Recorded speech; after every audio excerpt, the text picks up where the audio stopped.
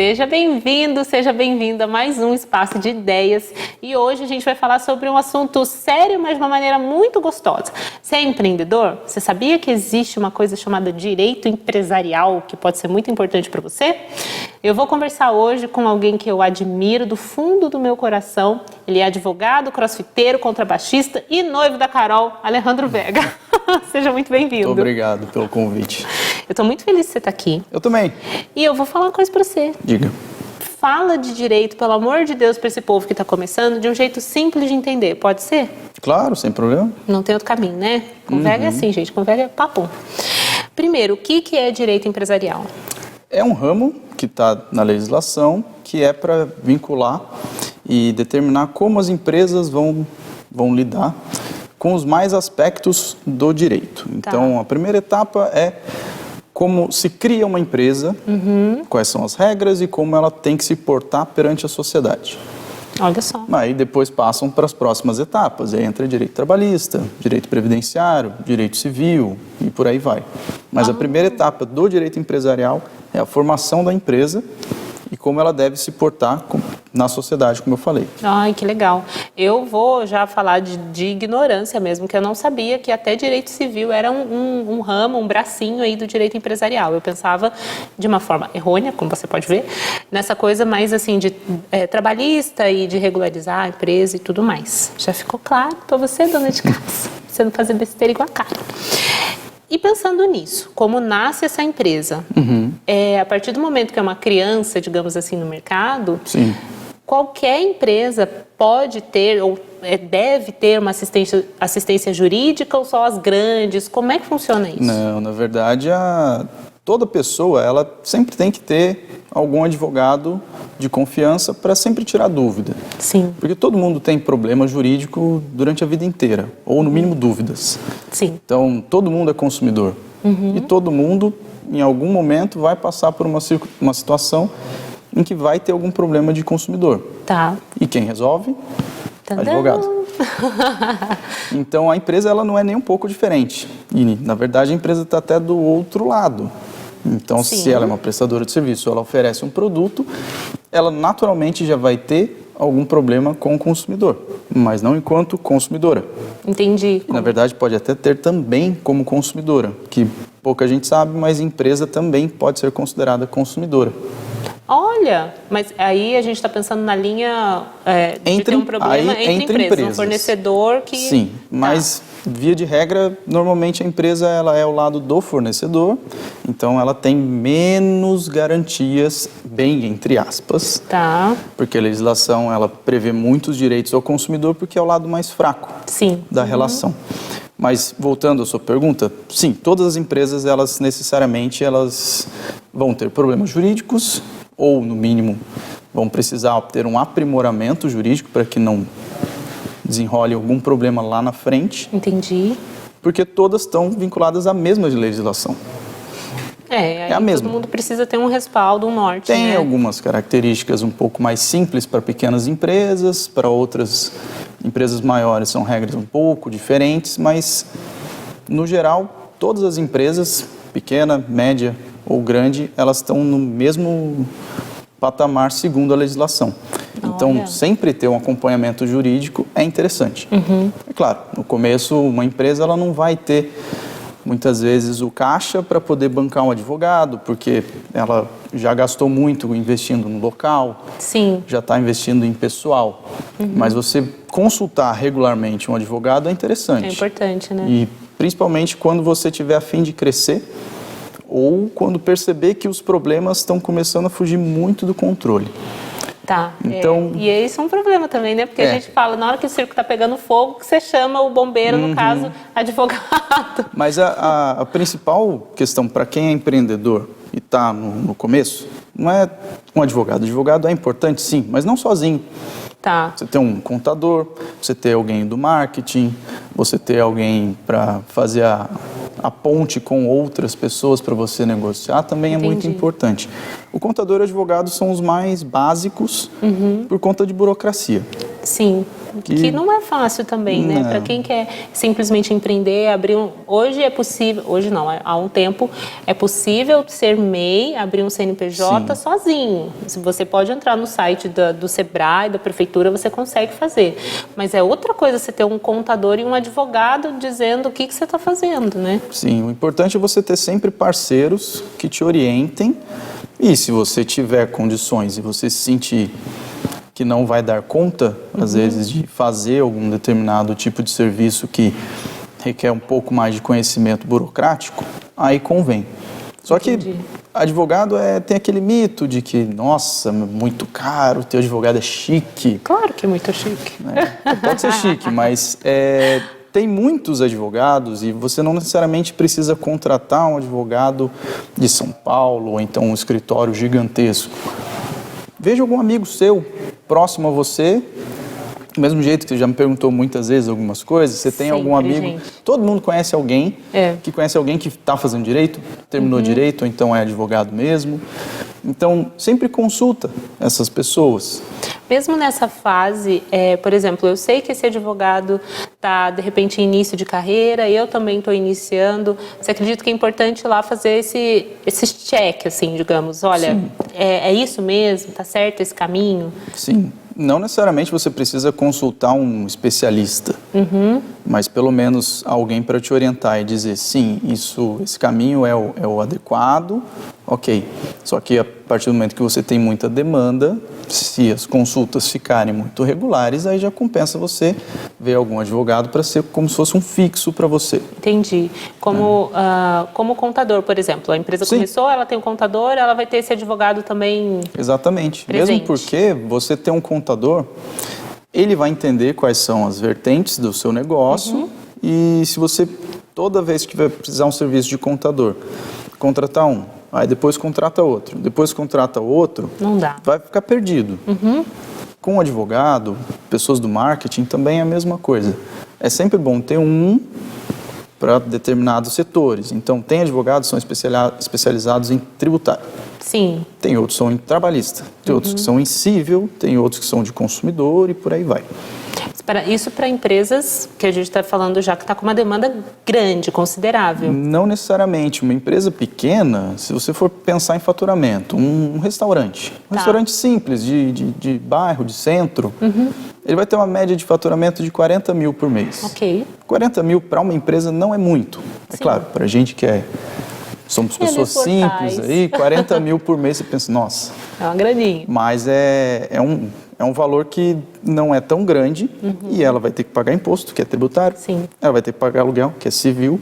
Ela vai ter que pagar a parte dos funcionários, que é trabalhista. Então, mesmo tendo uma empresa pequena, você tem todas essas vertentes na sua empresa. Olha, gente, você tá vendo? E você achando que já estava sabendo de tudo. E aí, você tá gostando desse conteúdo todo? Aguenta a mão aí que eu já tenho mais um monte de pergunta para fazer pro Vega. Pera aí que a gente já volta.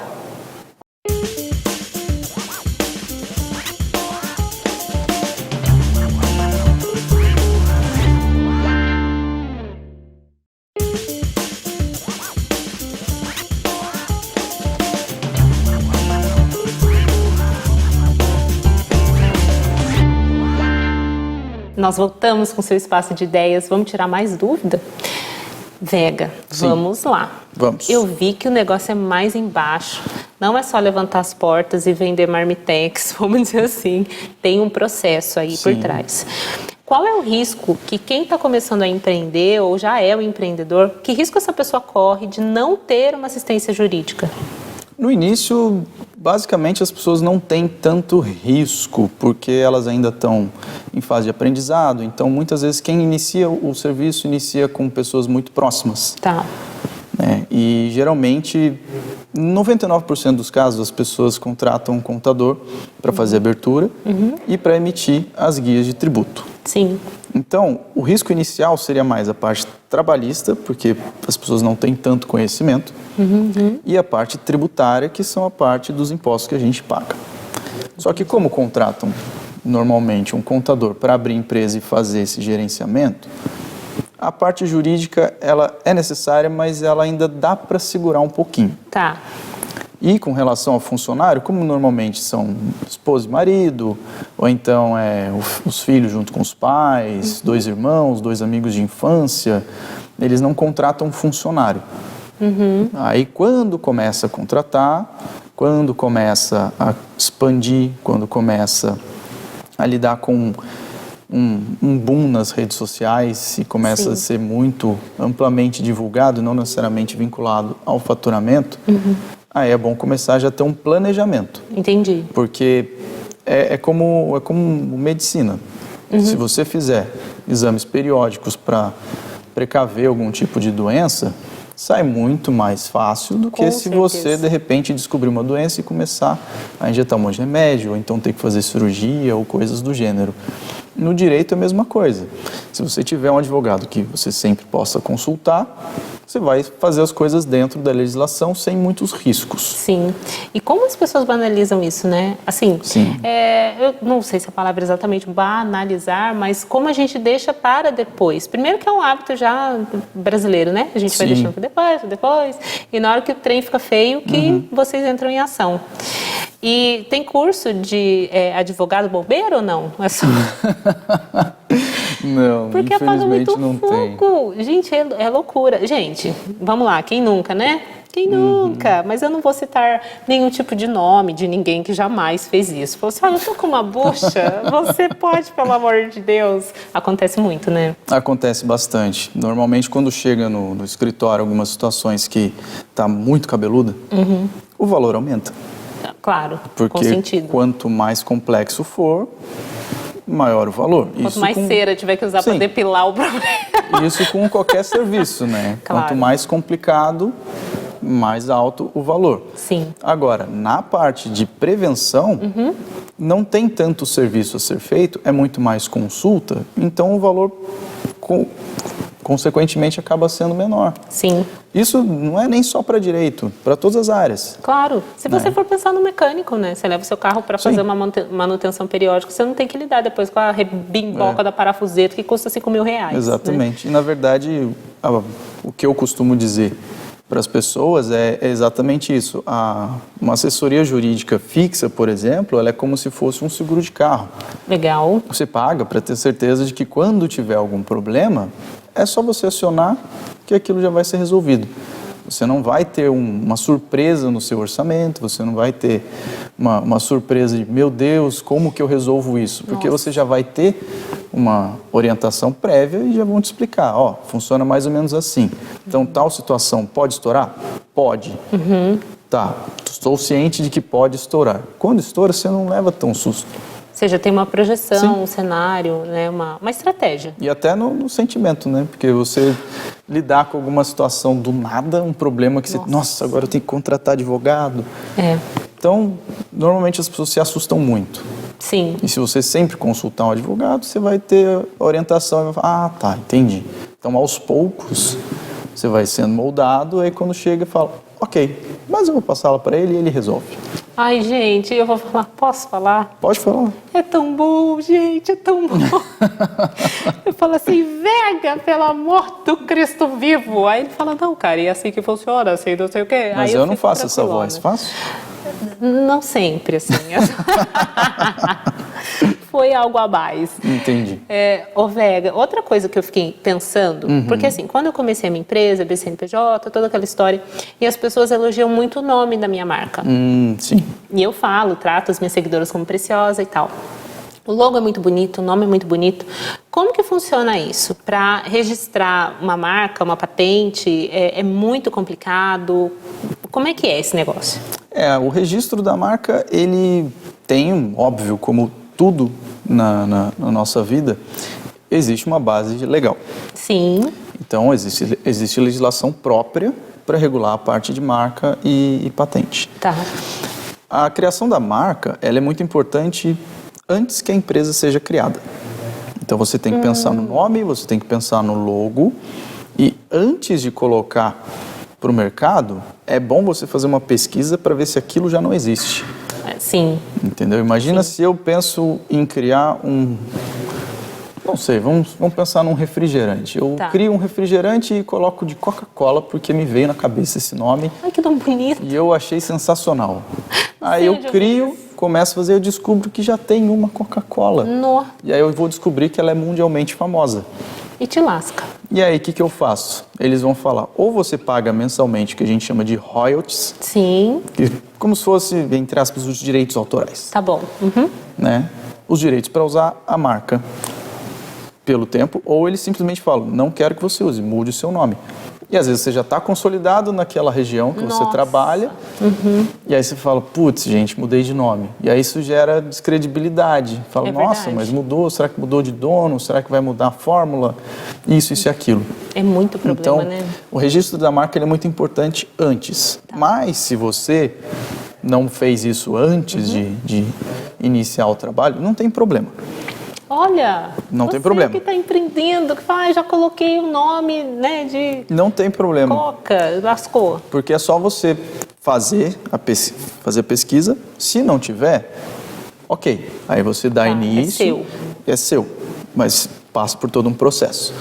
Caso já tenha, aí você vai ter que fazer uma adequação para ver como que aquilo pode ser reinserido dentro do seu uso de marca, para daí você poder cobrar os seus royalties, para você poder fazer uma credibilidade no mercado um pouco maior e até de repente vender a sua empresa por um valor maior se você tiver interesse. Ah, mas eu achei isso muito chique. Agora eu quero mais informações a respeito. Aliás, eu estou com uma dúvida que eu quero tirar.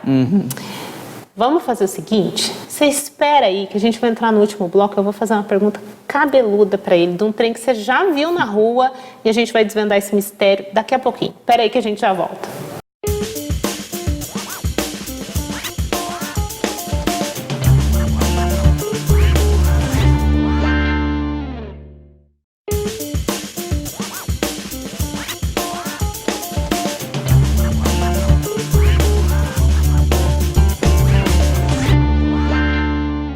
Gente, voltamos. E eu tô com uma pergunta que dá boa. Aguenta, anota para você saber a resposta e depois entrar com isso também nas redes sociais.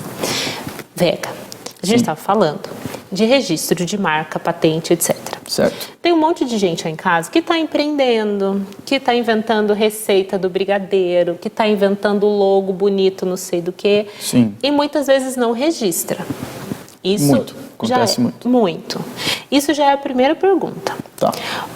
Qual é a consequência? Porque assim, a gente viu agora que se eu usasse o nome do refrigerantão lá, eu não vou falar mal porque fica feio, né? Mas aquele pretinho, com corante, açúcar. Logo vermelho? Isso, sabe? Entendi. Então, esse. Se eu uso essa marca, eu me lasco depois, vou falar português, claro. O que acontece se eu construir a minha empresa, minha marca, não registrei, aí vem um bendito e começa a usar? Se você não registrou, simplesmente ele vai te mandar uma carta, provavelmente pelo advogado dele, dizendo assim, pare de usar essa marca porque ela é minha. Está aqui o meu registro. Nossa, se ele registrar primeiro que eu, mesmo que eu tenha criado... Na verdade, perdi. não é pelo momento em que você registra. É no impacto social, na sua região e vinculado para ver se haveria algum tipo de confusão do tipo, você criou a Preciosa, você aqui na região do Vale do Paraíba. Sim. Se eu crio a Preciosa e estou em Manaus, que é onde a minha mãe mora, inclusive, um pouquinho Acho que longe. estou correndo um risco. Se eu crio Preciosa em Manaus, Tá. se a sua vertente não tem a intenção de viajar pelo país, e a minha tem, você representa um risco para mim. Oh, Mas se você cria aqui e eu crio em Manaus, pode ser que não dê problema. tá. Só que tem que ser feita a pesquisa para saber se existe ou não. Mas vamos supor que dê conflito. De fato, você não registrou, eu registrei. E eu falo, Karen, eu não quero que você use mais. Se você continuar usando, o que eu vou fazer? Processar. Tá Para bom que você não utilize mais aquele nome, para que você mude, e inclusive para que você me indenize com os royalties, pedindo o dinheiro referente ao que eu considero plausível. Normalmente são 5% do faturamento, Uau. pelo tempo que eu descobri que você está usando o meu nome.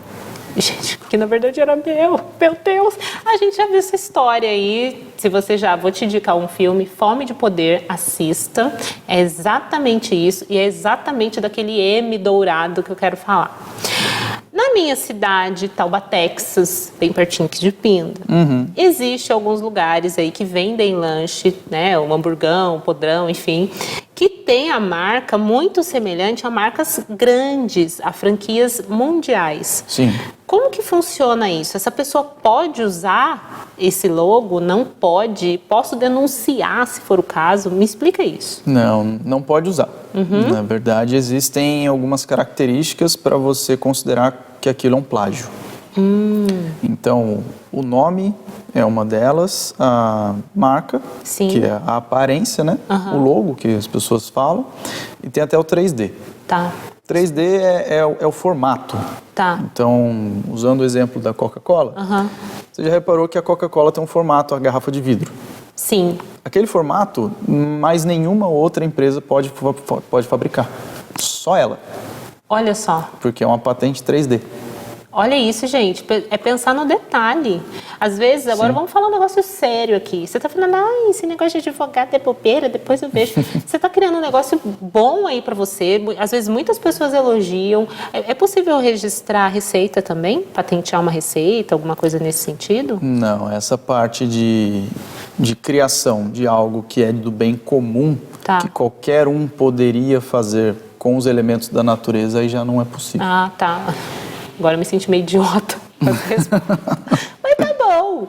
Eu perguntei por quê. Por exemplo, o frango do KFC é o frango do KFC. Você não vai comer em lugar nenhum igual. Mas é porque eles guardam essa receita sigilosa, eles né? colocam como segredo, justamente por isso. Porque já que eles não podem fazer nenhum tipo de resguardo com relação a isso, Sim. e também não tem muito controle, né?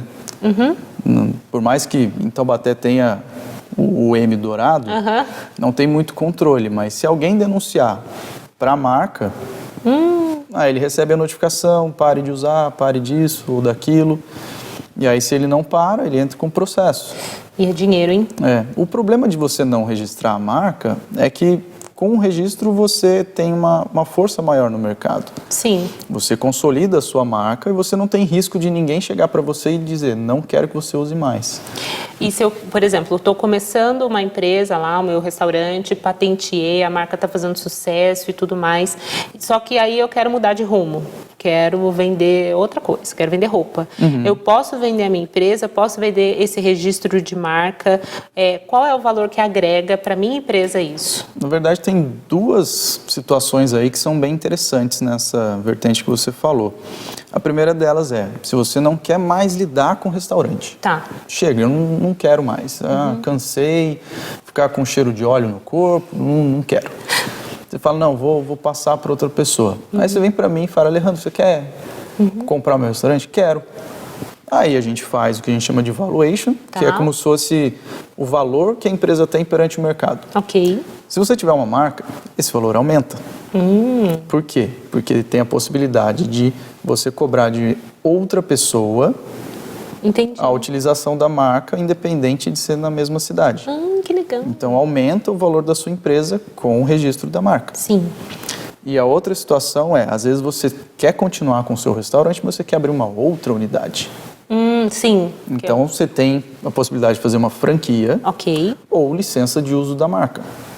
Ah, tá. Franquia você tem que registrar na Sim. Associação Brasileira de Franquia. Então, é caro. Vamos já rasgar aqui. É muito burocrático e caro. Sim. A licença de uso de marca é uma saída alternativa que é um pouco mais barata. Entendi. Só que você precisa ter a marca registrada. Porque vamos supor que você cria lá Preciosa e não colocou o registro. Se você conceder para uma outra pessoa utilizar também o nome Preciosa, não, fica aí, tudo bem, você me paga uma porcentagem do que você receber como forma de garantia. As pessoas, elas não vão saber de quem é quem, certo? Entendi, sim. A marca é uma só. Sim. Vão ver o nome ali e vão Exato. lá. Aí vamos supor que essa outra pessoa registre essa marca. Ou pior, que ela, sem pedir para você, permita que outra pessoa utilize também, porque afinal ela é dona de Sim, ela uma também empresa tá dentro. preciosa. Aí você que criou e não registrou perde controle Nossa, Deus. Esse é o problema. Por isso é tão importante registrar a marca. Gente, dava um mês de conteúdo isso. Porque é muito importante mesmo para quem está começando, enfim, ou para quem já está há muito tempo no mercado e não teve essa preocupação. O direito empresarial é uma saída para essa pessoa ter informação. Sim. Né? Eu acho que informação salva muita pele, não? Sempre. Ai, Alejandro Vega, muitíssimas graças. Obrigado a você. Obrigada de coração, viu, por todas as informações e Imagina. afins. Quero aproveitar para agradecer enquanto você está vendo esse look poderoso. Muito obrigada, viu, Sofia Modas? Bonito, né? Lindo. Eu não sei se eu vou devolver. Brincadeira.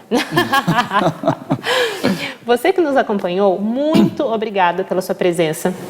A gente quer de verdade saber o que você está achando de tudo isso. Então, faz um favor para mim. Siga as nossas redes sociais, tanto da RVC quanto as minhas redes sociais. Pode fazer sugestão de programa que a gente vai adorar te atender. Muito obrigada e a gente se vê na próxima semana.